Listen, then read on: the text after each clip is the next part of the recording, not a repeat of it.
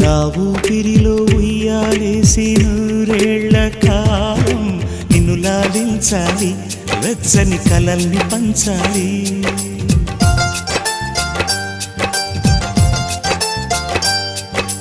నీ స్నేహంలో స్నానం చేసి నా కన్నె దేహం తరించిపోవాలి, తీయని స్వరాలు పాడాలి.